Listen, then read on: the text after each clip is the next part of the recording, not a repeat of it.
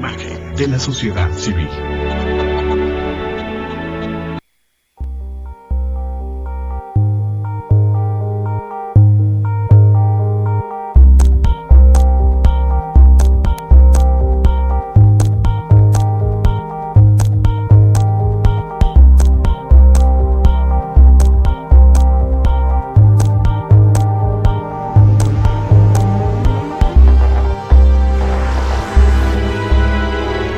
Canal Patrio, voz e imagen de la sociedad civil.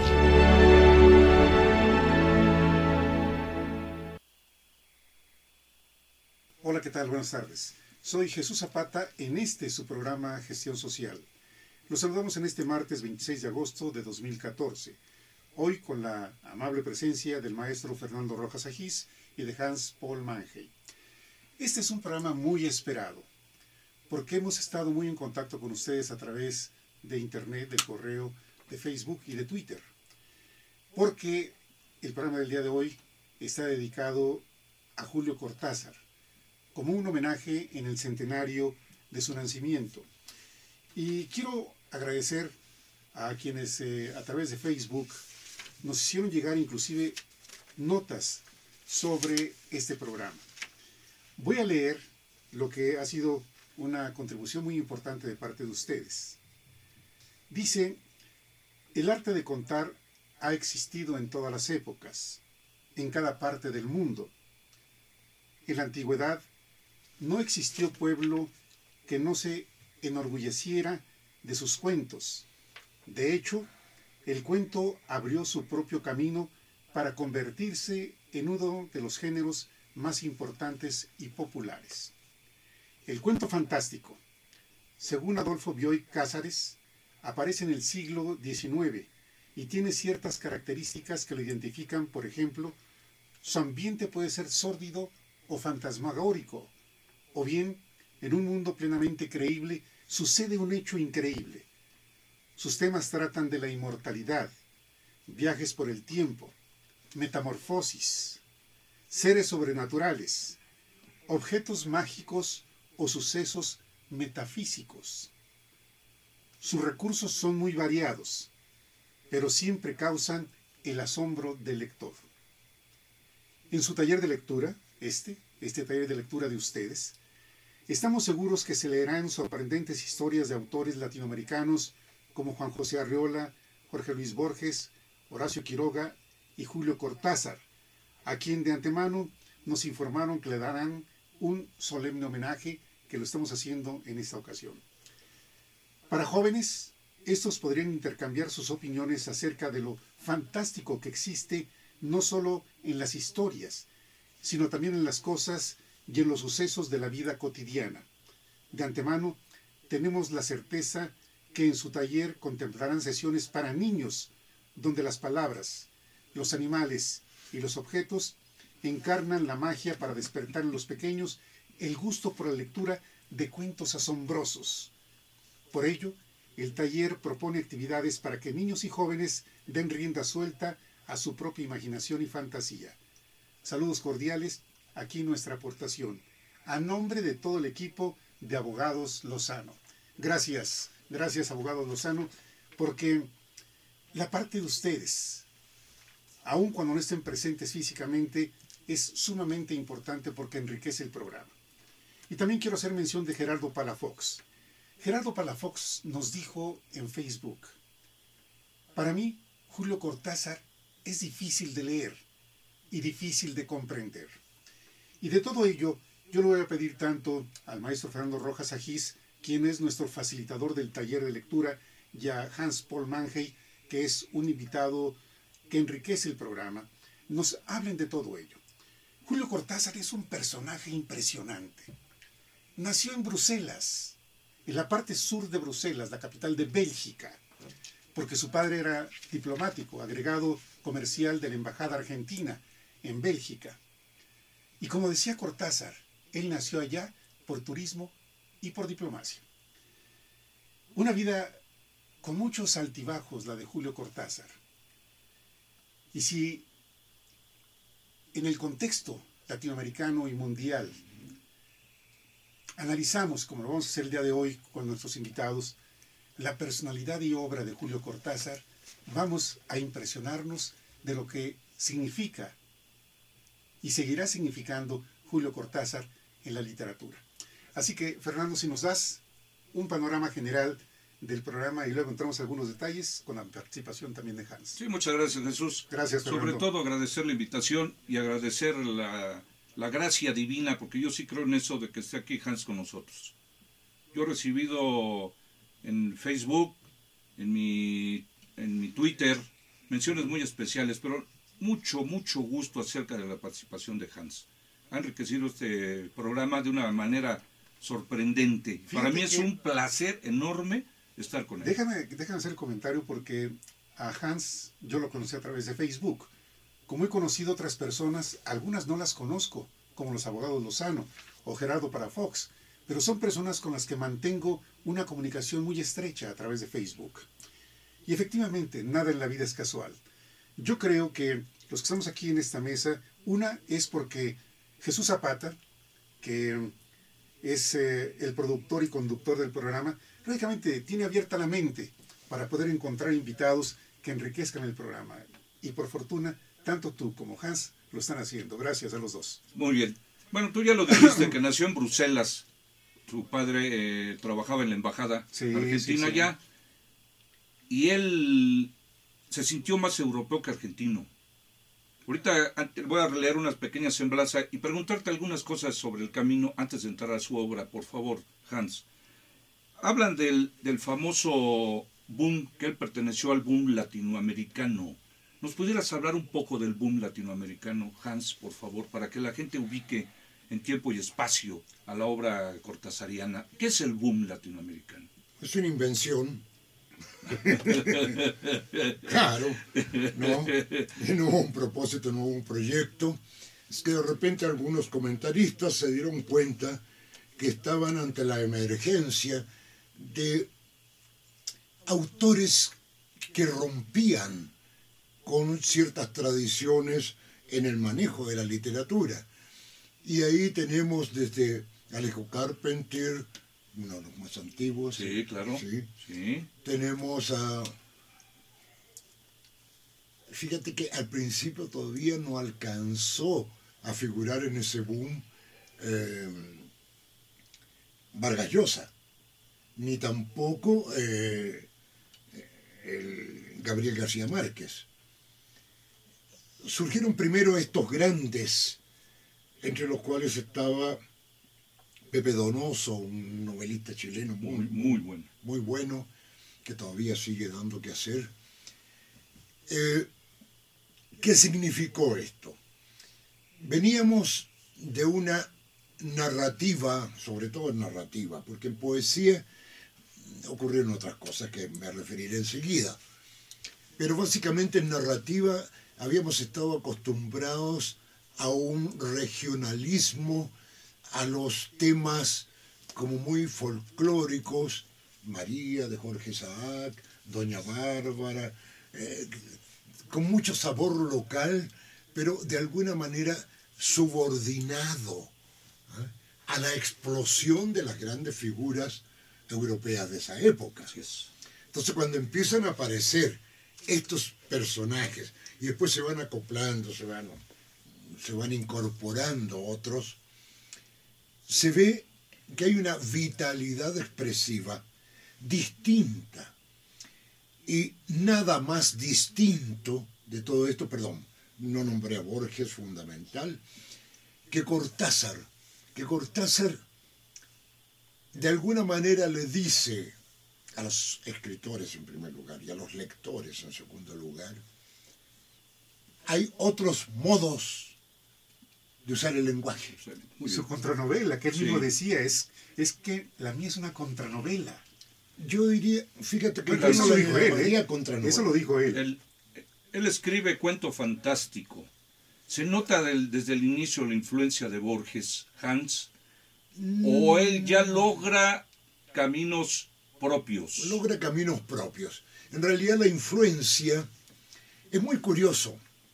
Incluso hay un que me gusta mucho, los libros que leyó siendo niño. Un niño, Sí, vamos, no. que tenía 9 años cuando Sí, leyó Mira. Julio Verne, Sí, Edgar no. Allan Poe, y alguien Sí, más, sí. otro más. Cortázar por ahí. leyó lo que leían los niños lectores de esa época, ¿no es cierto? Y incluso me llamó la atención de algo que mencioné en días atrás. A él, su madre le regaló El pequeño Larousse. Y él se Es encerraba, verdad, es cierto. él se encerraba en el baño. Sí. Hasta que su madre, preocupada, le preguntó al médico, y el médico dijo, mire, déjelo unos 6 meses sin leer. ¿Se acuerdan que ustedes les dije que mi madre me regaló también cuando tenía 7 años ¿Larousse? un Larousse? El pequeño Larousse. ¿Cómo podríamos llamar a ese fenómeno ¿Cuál? de empatía?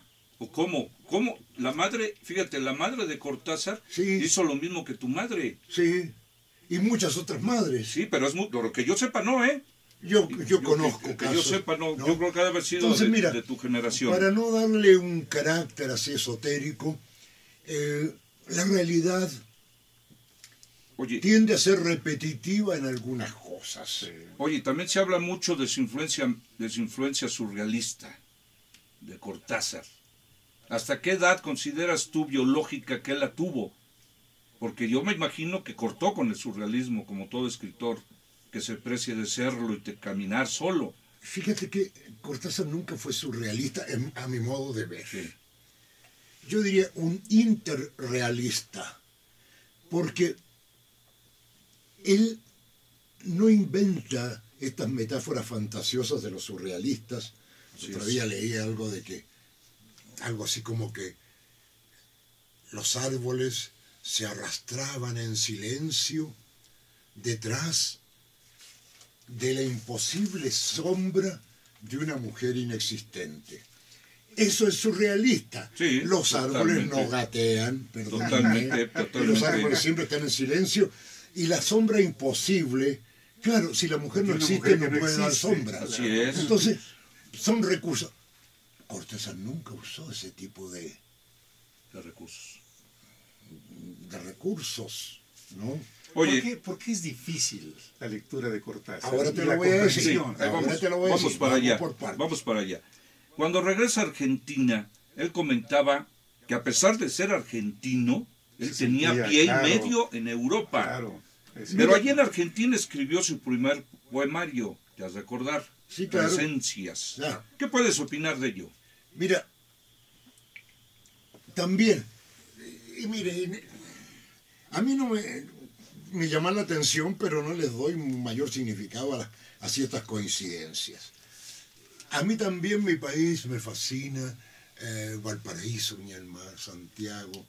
Cuando fui a Chile traté de recorrer mis lugares y no todo estaba modernizado.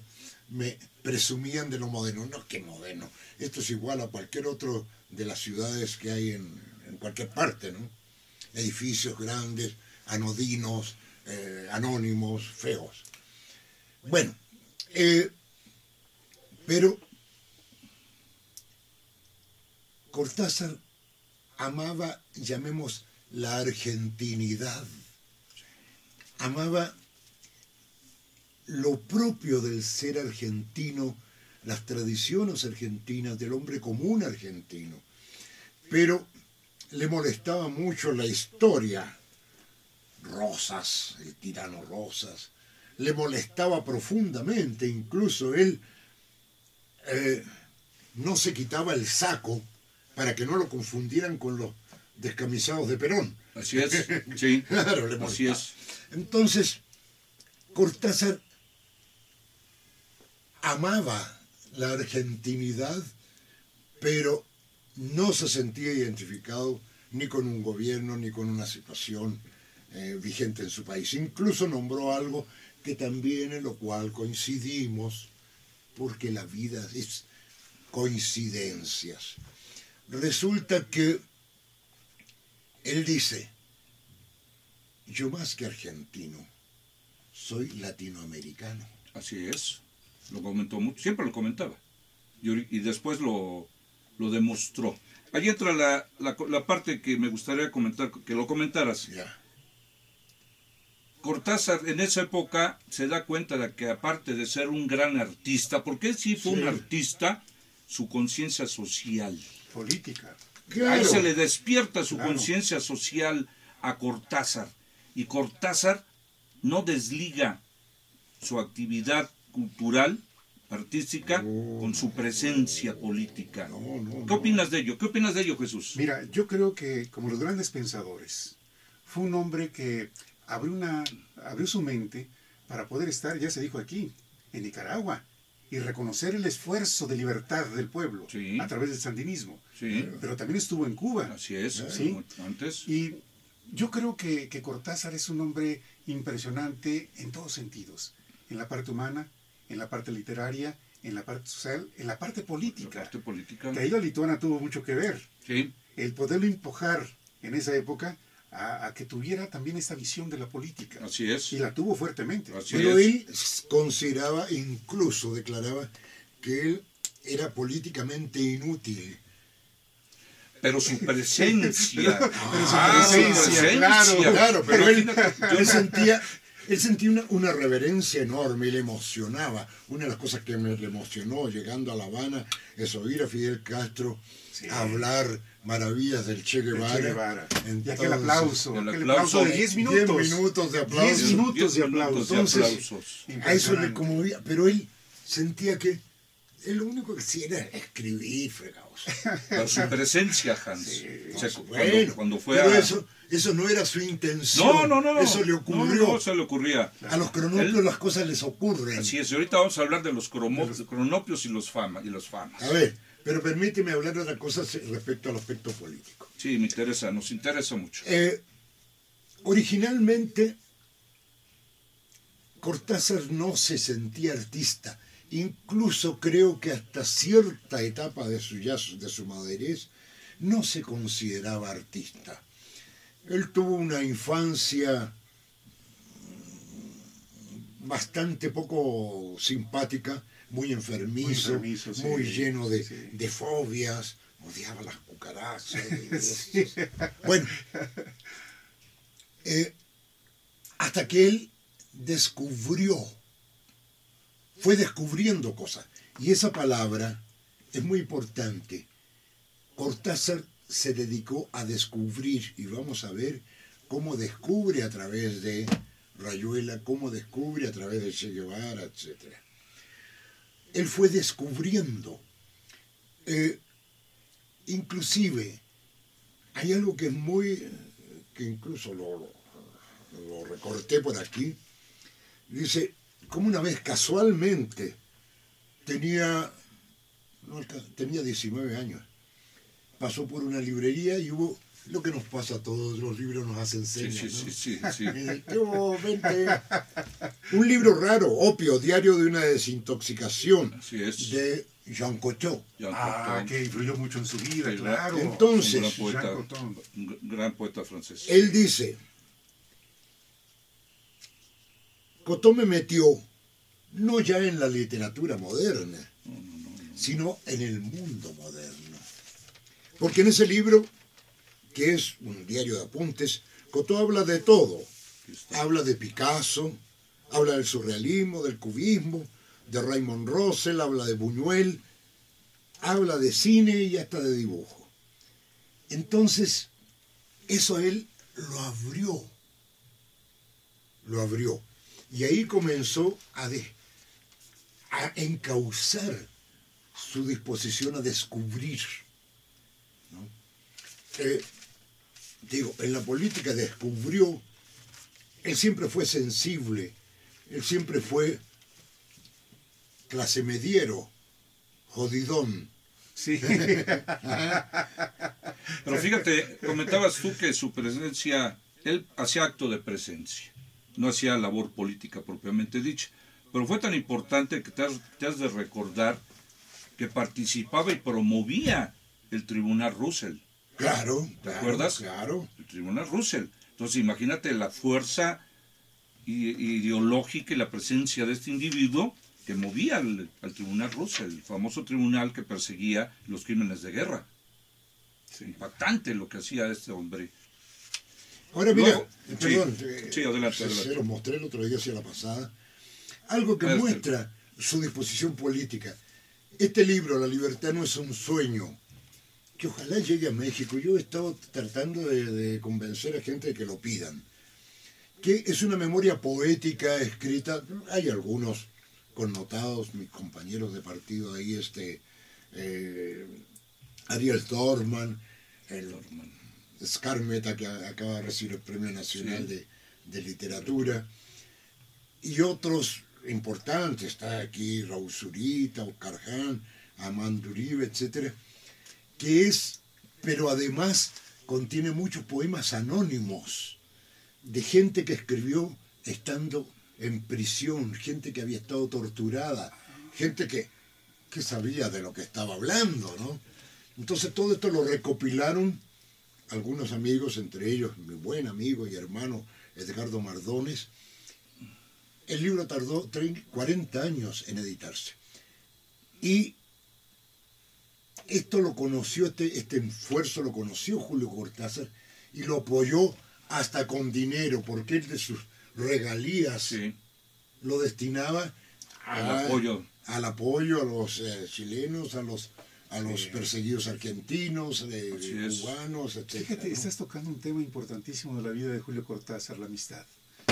Porque Julio Cortázar, en su biblioteca personal, tenía muchos libros autografiados, dedicados de sus amigos. Sí, dicen que pero muchos. 4.000, ¿no? Imagínate, autografiados de sus amigos. Sí, para él la amistad era importante. Es cierto, sí. Hans, antes de que entráramos a que hagas algunos comentarios sobre Cortázar, nos gustaría al auditorio, sobre todo, que habláramos un poco de la poesía de Cortázar.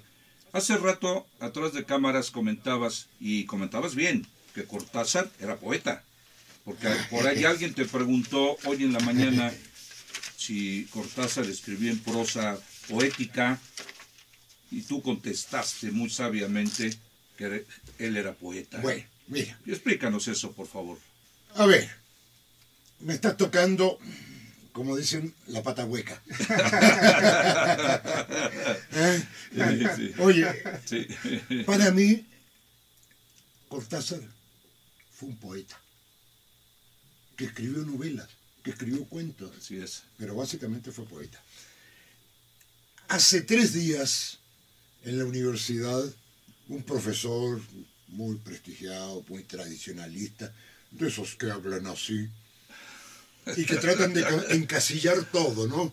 Abren sus casilleritos, a ver, narrativa, poesía, teatro. Me dice, cuando se enteró que me habían invitado A la universidad, al ciclo a un coloquio cortasariano. Coloquio sobre Julio Cortázar. El día de hoy en la mañana. Sí. Hoy en la mañana. Ahí estuvo, sí. Vengo ¿Qué fresquito. fue en el Teatro de los Cielos? ¿Dónde fue el...? No, la fue en la Universidad Autónoma de la la Ciudad de Universidad México, Autónoma de la el Ciudad de centro México. histórico. Entonces me preguntó este profesor, pero maestro, ¿usted va a hablar de Cortázar como poeta? Sí. ¿Usted cree que Cortázar era poeta? Y yo hice algo muy propio de los cronopios. Lo dejé en la incertidumbre. Le dije, ya vas a ver. Y me fui. No le respondí. ¿Por qué? Pues No valía la pena. No hay que gastar pólvora en gallinazos. No valía la pena. Entonces, pero si a mis alumnos sí les explico por qué. Mira, la Ciudad de México tiene características muy interesantes. Yo lo he escuchado aquí en voz del maestro Jaime Villegas Pacheco, él es investigador de la Universidad de la Ciudad de México. Sí, porque el pensamiento de la universidad, estoy hablando del pensamiento general, no de algunos maestros, sino la filosofía de la Universidad de la Ciudad de México es de apertura. Es el concepto que yo tengo y que lo he conocido a través de Jaime Villegas Pacheco. De apertura y de revoltura, porque hay de todo. Sí. Entonces, eso es lo interesante. En la UNAM tú encuentras de todo, hasta monárquicos. Hay algunos que todavía suspiran por la monarquía. Hay de todo. Entonces, dentro de eso nos desenvolvemos y ese era el mundo en que se enfrentó Cortázar. Un mundo múltiple. ¿Por qué digo yo que Cortázar era poeta? Dije, palabra mágica, buscador. Para él, y lo menciona muy bien, las palabras que alguna vez nos enseñaron, que las palabras dicen, nombran la realidad. ¿No es cierto? No. Entonces, dice Cortázar, yo creo que desde muy pequeño, mi dicha y mi desdicha al mismo tiempo fue no aceptar las cosas como me eran dadas. Es verdad, es cierto. A mí no me bastaba con que me dijeran que esto era una mesa, o que la palabra madre era la palabra madre y ahí se acaba todo. Sí. Al contrario, en el objeto mesa y en la palabra madre empieza para mí un itinerario misterioso que a veces llegaba a franquear y en el que a veces me estrellaba. Claro, cuando buscas, encuentras o no encuentras, ¿no?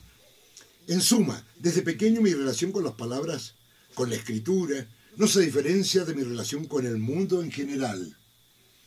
Yo parezco haber nacido para no aceptar las cosas tal como me son dadas. Entonces, comprendió Cortázar algo que ya comenzaron a decir los discípulos de Ferdinand de Saussure en 1932, cuando publicaron la Lingüística General, ¿no? Las palabras son significantes, que pueden aludir a un significado sí o no. Pero una palabra, como dice acá, me puede decir cosas muy distintas. Mira, con todo, como dice López Obrador, con todo respeto. Con todo respeto. Sí. Fíjate que... Yo puedo decir madre, sí, hay una sola. Pero si me pego en un dedo, digo madre. Fíjate, Hans, que aquí tengo un poema que me gustó. Lo escribí. Quiero... No, por supuesto, no voy a intentar leerlos como tú, con ese sabor, pero sí me gustaría leerlo y que nos lo comentaras y lo comentaras tú, Jesús. Adelante. Porque estamos ahorita en la poesía de Cortázar. A lo mejor lo traes ahí, Jesús, Hans. Objetos perdidos. Me gustó mucho, me ha gustado mucho ese poema. Sí. Si me permiten, insisto, Hans, acepto todo tipo de críticas, reclamaciones, pero una vez salida la mercancía, se acabó. Una vez salida la mercancía se acabó. Dice, por veredas de sueño y habitaciones sordas, tus rendidos veranos me aceleran con sus cantos. Una cifra vigilante y sigilosa va por los arrabales llamándome y llamándome, pero que falte, dime. En la tarjeta diminuta donde están tu nombre, tu calle, tu suelo, si lo cifra se mezcla con las letras del sueño, si solamente estás donde ya no te busco. ¿Qué fue? Lo escribió en 1944. Sí. ¿Ya te acordaste de él? Sí. Ahora, esa imagen se repuso mucho en la poesía y en la prosa y en los relatos y en los cuentos de Cortázar. Él, vuelvo otra vez, él quiero atrapar esta realidad, pero se me escapa de las manos, no está, como dice al final de tu... Si solamente estás donde ya no te busco. Donde ya no te busco, no sé dónde estás, ¿no? Entonces, mira, si te parece, vamos a completar, seguir con... Sí, para ahora, que podamos llegar después a Rayuela. Decíamos de la poesía, ahí tenemos los dos conceptos, ¿no es cierto? La poesía como situación anímica del individuo. La poesía nos ocurre, aunque no la escribamos o aunque no la escribamos en verso. Nos ocurre. Y la poesía la podemos expresar en baile, sí, claro, en movimientos gestuales, así es, en dibujo. Una obra de teatro, de repente tú dices, es que esto tiene mucha poesía. Claro, no es porque tenga versos, ahí se confunde poesía, verso, poema, ¿no? Entonces, aquí hay un poema que dice el futuro. Este es bonito ese. Sí. Es bueno, ¿no? Es bueno, bastante bueno. Dice muy bien que no estarás, otra vez. Otra vez. No estarás en la calle, en el murmullo que brota de noche de los postes alumbrados, ni en el gesto de elegir el menú, ni en la sonrisa que alivia los completos de los subtes, ni en los libros prestados, ni en el hasta mañana. No estarás en mis sueños, en el destino original de mis palabras, ni en una cifra telefónica estarás, o en el color de un par de guantes o una blusa. Me enojaré, amor mío, sin que sea por ti, y compraré bombones, pero no para ti. Me pararé en la esquina a la que no vendrás, y diré las palabras que se dicen, y comeré las cosas que se comen, y soñaré las cosas que se sueñan. Y sé muy bien que no estarás, ni aquí adentro, la cárcel donde aún te retengo, ni allá afuera ese río de calles y de puentes. No estarás para nada, no serás el recuerdo. Y cuando piense en ti, pensaré un pensamiento que oscuramente trata de acordarse de ti. Fíjate qué delicia. Pucha. Fíjate, ahí se comprueba lo que estaba diciendo Hans.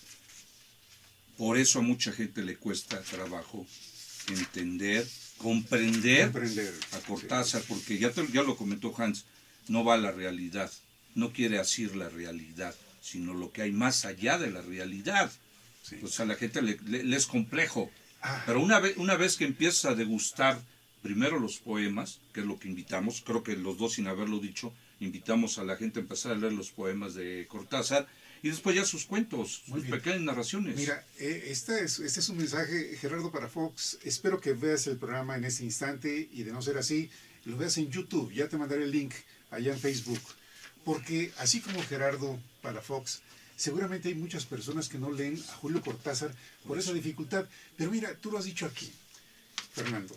Leer lo que a las personas les gusta. Así es. Si el gusto por Cortázar se inicia, además con este consejo, sí, por los poemas de él, por sus versos, entonces el salto a Rayuela será diferente. Así es. No al revés. Sí, sí. No ir a lo difícil, no al revés, sino ir a la parte sensible. Sí, es lo que yo he sugerido siempre, porque ya lo dijo Hans muy, muy acertadamente. Él es un poeta. Sí. Que escribió en prosa y escribió pequeños relatos y escribió de cronopios y famas, que ahorita vamos a comentar qué es esto. Es interesantísimo para llegar a su obra cumbre, que es esta, ¿no? La de Rayuela. La de Rayuela. Sí, y eso me llama mucho la atención. Tú pregúntale, hoy que cumplió 100 años, mucha gente sabe de Cortázar, pero no ha leído a Cortázar. Es lo que te decía al principio. Octavio Paz y Borges, todo el mundo habla de ellos. Pocos lo han leído, y de los que lo han leído, pocos lo han entendido. Que eso es otra de las grandes situaciones. Y a lo más lo tienen ahí para que ella no, mira, oye, yo leo a Cortázar. No, claro, no, imagínate, ¿no? Claro. Imagínate. Mira, te voy a dar otro tip. Sí. Ya vimos, para Cortázar las palabras son instrumentos de esa búsqueda. Los lugares son instrumentos de esa búsqueda. Las personas, incluso les decía, él cuando habla de la mujer que ama, está hablando de la mujer etérea, de la mujer que está más allá de la mujer. Para él incluso, alguien se me espantó porque yo le dije, Aurora, la Lituana y Carol Dullo son una misma mujer. Él tenía... Incluyendo la pordiosera que aparece aquí en Rayuela, donde estaba debajo del puente, ¿no? Sí, claro, ya. Por supuesto. Bueno, o sea, para él, por eso yo hablo de interrealidad. Él busca una realidad que es cambiante. Es que el gran problema es que creemos que la realidad, voy a conocer la realidad. No. Madres. Los filósofos griegos te lo decían. ¿Sí? Que no vemos la realidad. ¿Quién nos asegura que estamos viendo la realidad? ¿Quién te asegura, Jesús? Entonces él contesta a Cortázar con sus obras, yo voy más allá de la realidad. O como dije yo el otro día, lo que está más allá del horizonte. Eso ya es poético, eso ya es hablar de poesía también, ¿no? Entonces, oye, Hans, quisiera que entráramos a... déjame cerrar esta idea. Este ciclo. Sí, déjame cerrar esta idea. Ciérrala. Son recursos que utiliza. Entonces, Rayuela no es un juego, los poemas no son un juego, los cuentos no son un juego, son diferentes piezas de este macro lenguaje que usa el poeta para aproximarse a este símbolo inaccesible que es esta realidad que está en el cielo de la rayuela. Así es, así es. El cielo de la rayuela. Así es. Vamos. Jesús, ¿has oído que dentro de la obra de Cortázar se habla de los cronopios y de los famas? Sí, no tengo Sí. no tengo un concepto claro, pero sí sé que son parte importante de su obra. Y no hay una definición propiamente dicha, él nunca la dio. Nunca la dio, ahí te deja, Comentó te lo de- comentaba lo de por ahí. Armstrong. Sí, nada más. Pero en términos generales, yo traté de entender desde que estaba yo joven que era un cronopio, unos seres que les gustaba jugar, eran irreverentes, no eran nada acartonados, eran juguetones, todo lo contrario a los famas eran personajes de una sola línea, que iban de la A a la Z, desayunaban a las 6 de la mañana todos los días, en fin. Entonces él juega con esto. Es muy complicado porque él jamás comentó, un cronopio es esto. Una vez dijo, un cronopio es un globo verde con orejas y ojos de humanoide. Húmedo. Húmedo. Entonces la gente se queda, Sí, bueno, ¿qué es eso? ¿qué es eso, ¿Qué es no? eso? ¿Qué nos puedes platicar de los cronopios, mi querido Hans? Bueno, mira, él incluso hace una aclaración. Cuando la primera vez que usó el término cronopio en un artículo publicado en 1952, comentando un concierto de Louis Armstrong, y dice que es un gran cronopio.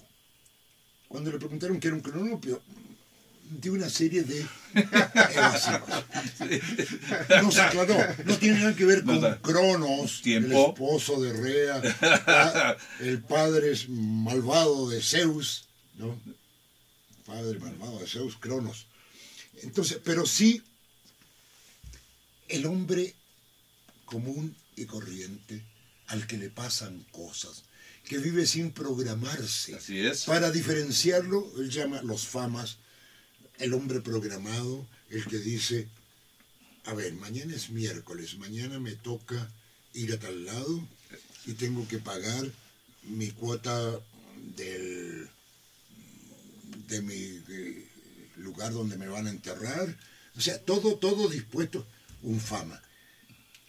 El cronopio vive a ver qué me pasa, qué ocurre, qué voy a hacer. Entonces, y vive con alegría o con tristeza, pero una También. tristeza como bien asumida. Fíjate que un cronopio disfruta la tristeza. Este programa Qué lo interesante. llevamos como cronopios o como famas. No, yo creo que, no, mira, yo creo que de los dos, un Ya poco los de dos. los dos, un poco de los dos. Al Porque principio, tú eres- al principio porque- éramos cronopios, pero ya cuando llegó Hans, nos ha pedido que le metamos a esto un poquito más de fama. de fama. Aquí hay un pequeño Sí. texto que quiero leer de este libro de historias de cronopios y de famas. Es muy cortito, se llama Filantropía.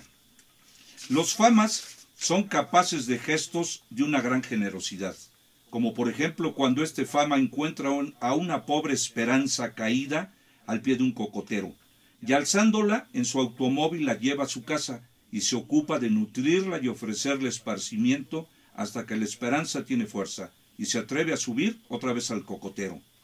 El fama se siente muy bueno después de este gesto, y en realidad es muy bueno, solamente que no se le ocurre pensar que dentro de pocos días la esperanza va a caerse otra vez del cocotero. Entonces, mientras la esperanza está de nuevo caída al pie del cocotero, este fama en su club se siente muy bueno y piensa en la forma en que ayudó a la pobre esperanza cuando la encontró caída. Los cronopios no son generosos por principio. Pasan al lado de las cosas más conmovedoras, como ser una pobre esperanza que no sabe atarse el zapato y gime, sentada en el cordón de la vereda. Estos cronopios ni miran a la esperanza, ocupadísimos en seguir con la vista una baba del diablo. Con seres así no se puede practicar coherentemente la beneficencia. Por eso en las sociedades filantrópicas las autoridades son todos famas y la bibliotecaria es una esperanza. Desde sus puestos los famas ayudan muchísimo a los cronopios que se fregan. Fíjate. Qué interesante. Ay, volviendo a Louis Armstrong. ¿Y por qué esta apreciación de Julio Cortázar sobre Louis Armstrong? La música le gustaba mucho también. Porque lo vio actuar con algo que a mí también me sorprende, esa gran pasión, energía, vitalidad, ¿no?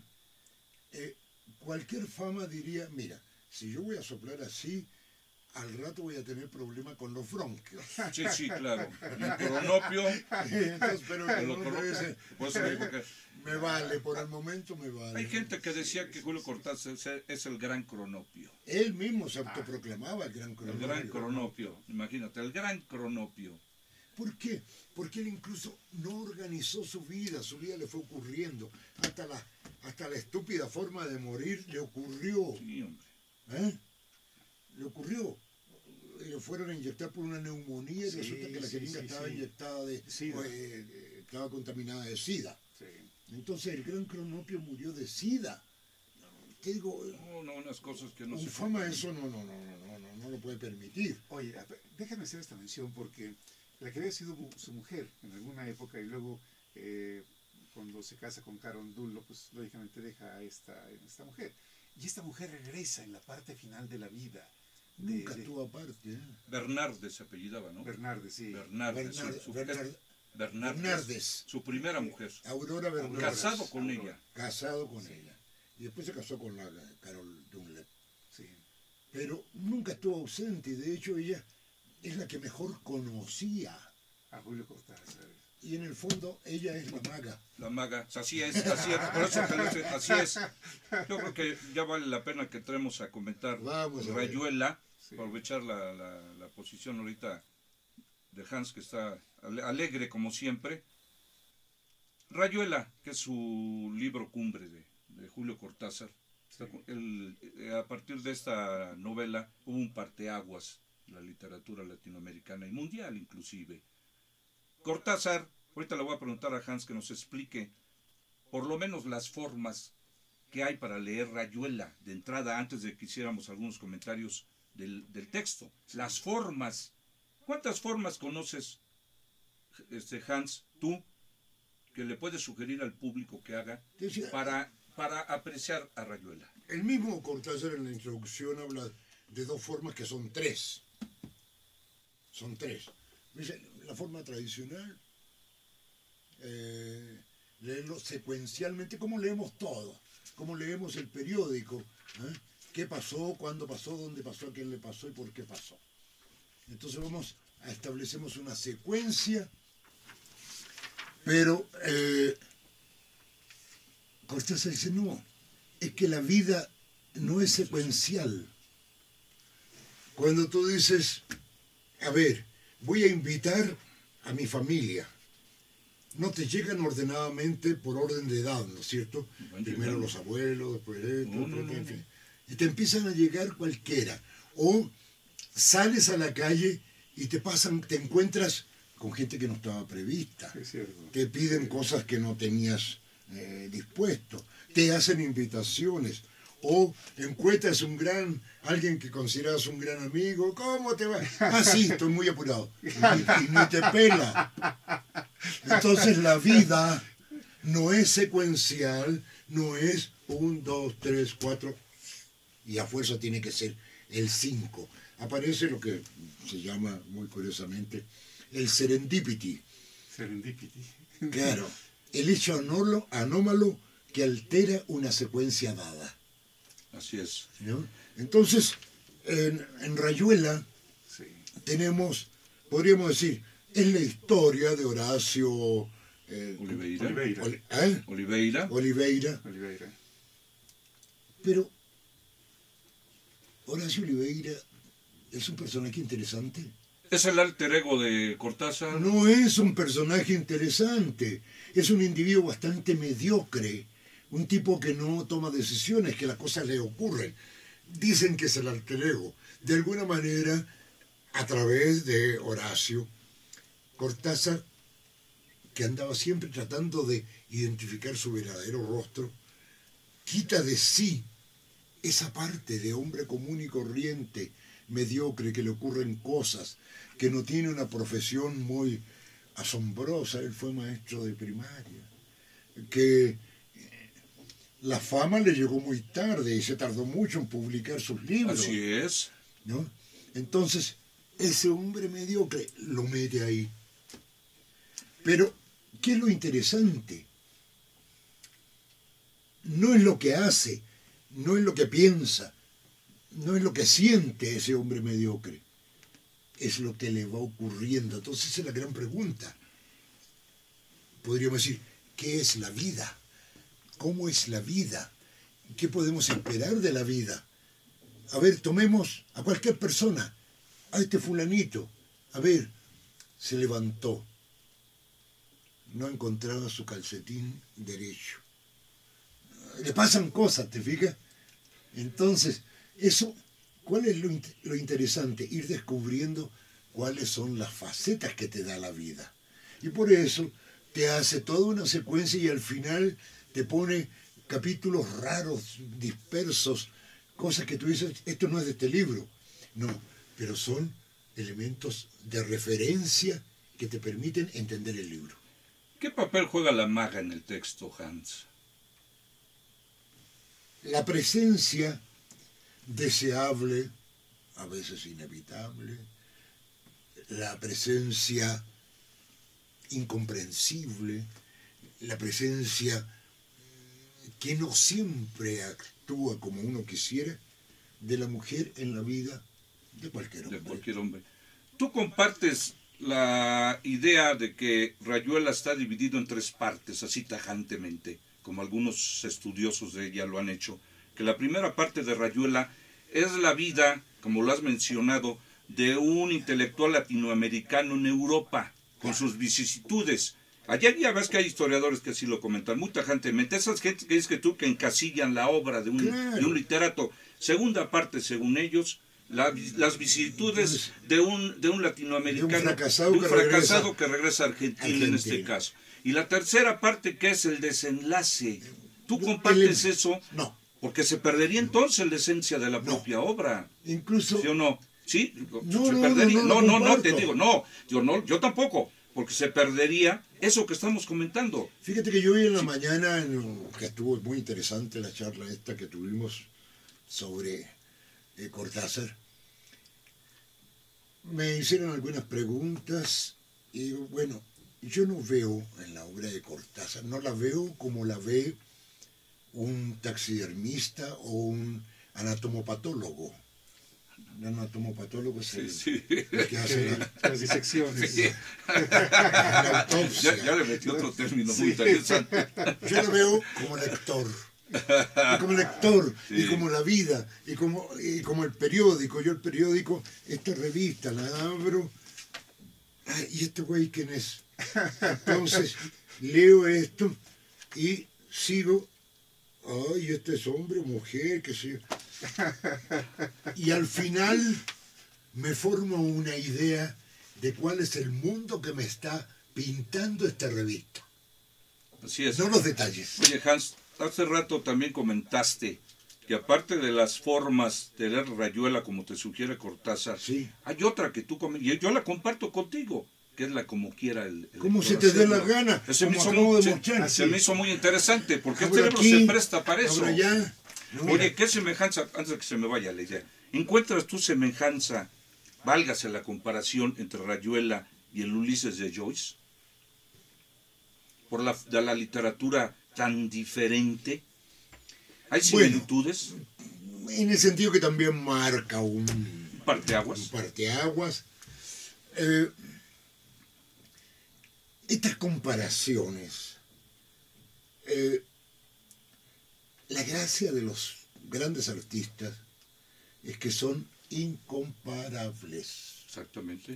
Sí. Cuando los enanitos de abajo tratan de comparar y dicen, ay, los dos son bien grandes, ay, los dos tienen esto, tienen esto. Sí. No, veámoslo como incomparables.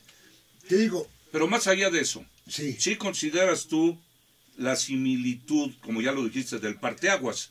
Claro, La literatura claro. española, la literatura latina, Sí. la literatura inglesa, sajona. Tal como el Quijote fue un parteaguas. Sí, indiscutiblemente. Es decir, parteaguas, qué bueno que había parteaguas, ¿no? Pero vamos a hacer la taxonomía, vamos a hacer el análisis anatomopatólogo. Viste que ahora ya le cambió, qué maravilla, ¿no? No, eso solo hacen en otro programa que ya conocemos, Hans. Ahí sí, nosotros no. Claro. Entonces, mira, alguien me preguntó qué opinaba, que cómo comparaba a Vargas Llosa con Cortázar. ¡Pum! Nada que ver. Nada que ver. Nada que ver. Vargas Llosa, un gran conocedor del manejo del lenguaje, con una sintaxis perfecta, con un lenguaje muy bueno, pero él mismo declaraba, ¿te acuerdas que una vez lo mencionamos acá? Que él no se consideraba poeta porque le faltaba la excelsitud. Yo no la iba a alcanzar nunca. Entonces, desde el punto de vista de la hermenéutica, resulta que a Vargas Llosa lo leemos en una forma unívoca. Lo que ahí dice, ahí lo dice, Y ya, y ya. y ya. No hay otra interpretación. Lo que aquí dice, no lo dice, lo propone, Así es, para que tú lo dispongas. sugiere. Mira, ¿Le creo o no le creo? Sí, ¿Me parece o no me parece? yo espero que toda esta conversación responda a muchas inquietudes de nuestro auditorio. Porque así como Gerardo para Fox, Esperemos que sí sea. yo quiero mandar un saludo muy fuerte a San Luis Río Colorado, hasta allá, hasta el norte del país, porque yo sé que nos están viendo. Hablando precisamente de Julio Cortázar, hay profesores y profesoras que tienen mucho interés en la lectura. Estoy recibiendo comentarios, además muy favorables, de la labor que está haciendo. Este documento de los abogados Lozano me parece extraordinario porque nos están haciendo una propuesta de traer libros para niños. Sí, Fíjate, libros claro, para niños claro. e invitar niños a que vengan al programa. Así es, lo que me parece muy lo interesante. habíamos planeado, Jesús. Es verdad. Yo creo que el programa está dando una apertura muy interesante para poder entrar a leer a Julio Cortázar con la poesía y luego con esta apertura en cuanto a la lectura de Rayuela. Hay que leerlo como a uno le guste, como uno lo disfrute. Así es. Yo originalmente, como tenía la influencia de leer linealmente, Sí. lo hice de la forma tradicional. Claro. Rayuela, leí del 1 al 65. Y después lo guardé, ya terminé, y un tiempo después lo leí como él sugiere, saltándome de capítulo. Por ejemplo, aquí él te menciona, empiezas con el 73, luego te vas al 1, lees el 2, brincas al 116, el 3, el 84, así hasta completar el libro. Sí. Y después entré en la locura esa de hacer lo que hizo Hans, de que sugirió Hans, leerlo como quisiera. Entonces, qué bueno que lo comenta, porque yo pensaba que ya se me estaba deschavetando el cerebro. Y veo que no, veo que Hans también lo hizo y te lo sugiere Cortázar también hacerlo. Entonces, leer poesía, que es fundamental para empezar a entender. Leer los pequeños relatos de él, aquí un libro de él muy famoso, Deshoras, son cuentos cortos de Cortázar. Los premios, que fue una de sus primeras obras que escribió en prosa, novela de largo alcance. Divertimento es una obra política encubierta del asunto argentino, también interesante para el último round, que son 2 textos de relatos como si fueran periodísticos de este hombre, son interesantes. Y él escribió mucho al principio sobre box. Box, le gustaba el box y era Sí, le boxeador. gustaba. Ah, era boxeador. Era boxeador, además. Pero- le sabía, como tú, Hans. No, Haber sido- yo fui campeón. por eso No, él fue apenas era amateur, muy amateur. menos. Le gustaba, pero No le entró. No tenía Y luego facultades. que lean la historia de Cronopios. Nada más. Y después le entramos directamente a Rayuela. Y cuando le entren a Rayuela, lo van a poder leer. Aquí está El Perseguidor. Esta es una novela cortita que es importantísima. Importantísima, que también la gente la recomiendo mucho. Vean, es de Alianza 100. Mira, tamañito. Lo pueden digerir muy fácilmente. y ya cuando le entran a Rayuela ya van con un conocimiento ya más amplio de la obra cortasariana. Tenemos 5 minutos. La última parte de la vida de Julio Cortázar en Europa. Él amó París. Sí, definitivamente. Porque ya cuando estuvo en Europa, pues se asentó en París y vivió con muchas limitaciones. Sí. Muchas limitaciones. Sí, un hombre con muchas limitaciones económicas, ¿eh? Sí, Grandes. es cierto. Decíamos de la obra, de su riqueza en cuanto a todos los amigos que le dedicaron sus libros y su biblioteca personal y el obsequio que Aurora hizo al final de la vida de Julio Cortázar. Primero, haber recibido esta herencia cultural, la biblioteca de Julio Cortázar, y luego, ¿qué hizo Aurora con esa biblioteca y a quién se la donó? A esta fundación en España, si mal no recuerdo. Sí, hay una fundación, lo tengo ya guardé ahí, pero... Bueno, hay una fundación donde, ahí está la riqueza de Julio Cortázar. ¿Qué nacionalidad tenía Aurora Bernardes? ¿Era argentina también? Era uruguaya, creo. Era uruguaya. Sí. Era uruguaya. Sí, pregunto por la razón de la influencia que tuvo ella en la vida de Cortázar. Sí, uruguaya. Es que incluso en algunos de sus poemas, yo digo, está ahí acostado con Carol, pero está pensando en Aurora. Sí. Porque Aurora fue la que lo supo apapachar. Y al final de su vida estuvo. Al final de su vida ya estuvo. Siempre. Ya estuvo al final de su vida. Fíjate que lo que es Casi ahora... como que le dio permiso para que hiciera algunas travesuras en la vida. Es que mucha gente dice que era un niñote. Era un niñote, pues. Mucha gente dice que era un niñote. Claro. Un niñote, un genio. Un genio, pero un niñote. En Bruselas hay un reconocimiento con un busto de Julio Cortázar. Y en Argentina, en Buenos Aires, hay escuelas que llevan su nombre. Sí. La propia escuela donde él estudió, Sí. la 10 creo que fue donde estudió cuando era niño, adolescente. No recuerdo el número de escuela. Pero hay varias escuelas en Argentina que llevan el nombre de Julio Cortázar. Y en Argentina, mira, de la gente que conozco y estimo, todos son cortasarianos. Mis saludos.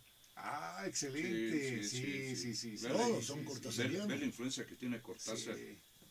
La gente que lea Cortázar sí cambia un poco su manera de ver la vida, ¿eh? Definitivo. Es definitivo. Hay escritores que dicen que la literatura no te va a hacer ni mejor ni peor. Yo opino que sí.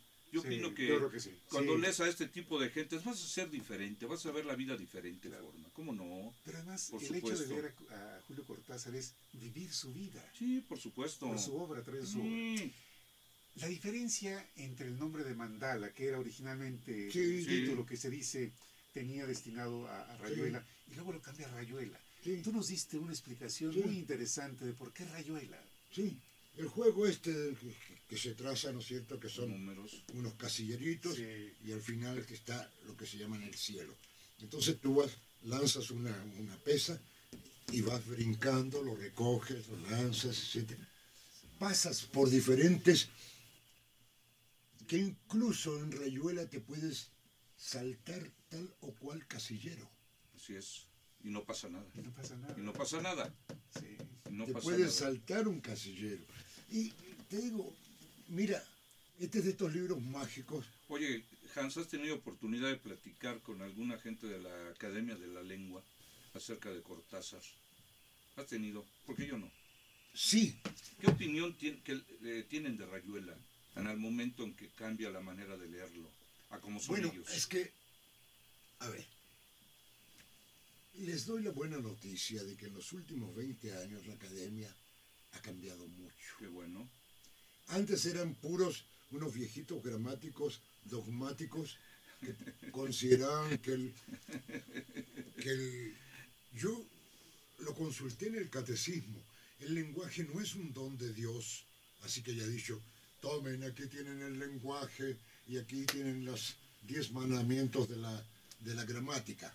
No, Dios nos dio la facultad de emitir sonidos voluntariamente emitidos, diferenciados, a los cuales le podemos dar convencionalmente una denotación. Pero la gramática es un resultado de nuestra cultura. Los viejitos gramáticos antiguos le rendían culto a la gramática. Y era típico que tenías un profesor que dice, así no se dice así. Bueno, desde hace 20 años empezaron a entrar otro tipo de personas destacadas, algunos autores como Camilo José Cela, un mal hablado. Sí, terrible, terrible. Ahí en la colmena, ay Dios mío, sí, te lees la colmena. Oye, y cuidado, no. Tiene un diccionario de majadería. Sí. Y ese libro, Visas y Colipoterras, son... Y anda así, siempre bien prendidito. Pero muy mal hablado. 3 niveles de mujeres de la vida. Bueno, él es catedrático de la academia. Empezó a cambiar. Entonces... ¿Le tocó en la época de Menéndez y Pelayo? Ahí. Sí, todavía. Pero empezaron a incorporarse ya lingüistas. Eso es lo importante. Con formación matemática. Volvemos a lo mismo, hombre. Gente que no sacralizan, que más bien desacralizan el lenguaje. Es que... ¿Te acuerdas cuando en un evento internacional García Márquez se atrevió a decir que había que jubilar la ortografía? Sí. ¿Te acuerdas cómo se le fueron a la yugular todos? Es que no lo entendieron, él estaba jugando. Te voy a comentar. ¿Te acuerdas de eso? Te voy a comentar. ¿Cómo se le fueron a la yugular? Resulta que con el Gabo, como le llamábamos, y con otro amigo español, muy buen amigo, nos juntábamos un tiempo a comer ahí en el Che Genaro. Entonces, en una oportunidad como al mes de que pasó esto en Zacatecas, ¿no? En Zacatecas, el Congreso de la Lengua. Yo le dije, oye Gabo, ¿cómo tú que eres tan riguroso en tu ortografía dijiste esto? Entonces dice, para provocar. Ay, mano, me dice, tú ves que yo no soy gramático ni lingüista, yo soy escritor. Me pedían que dijera algo. Yo soy escritor. ¿Qué hacemos los escritores? Nos promovemos. Queremos aparecer a 8 columnas. Y aparecí. Entonces, dije cualquier babosada que la publicaran a 8 columnas. Sí, no. Sí, leen los textos de García Márquez, pues utilizan.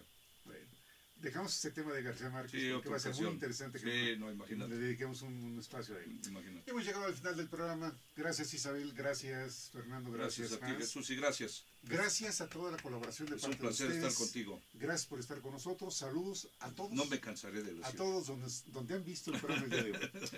Recuerden que esta noche ya el programa estará en YouTube, así que nos podremos deleitar cuantas veces queramos con la gratísima conversación el día de hoy con nuestros amables invitados. Vamos. Pásenla bien, aquí nos veremos el día de mañana. Hasta pronto.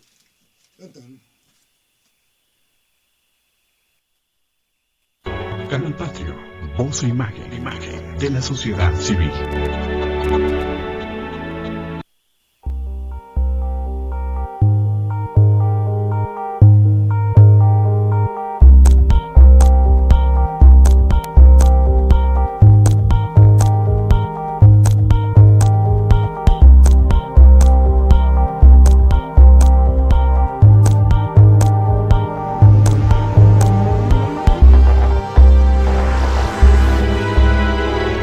Canal Patrio, voz e imagen de la sociedad civil.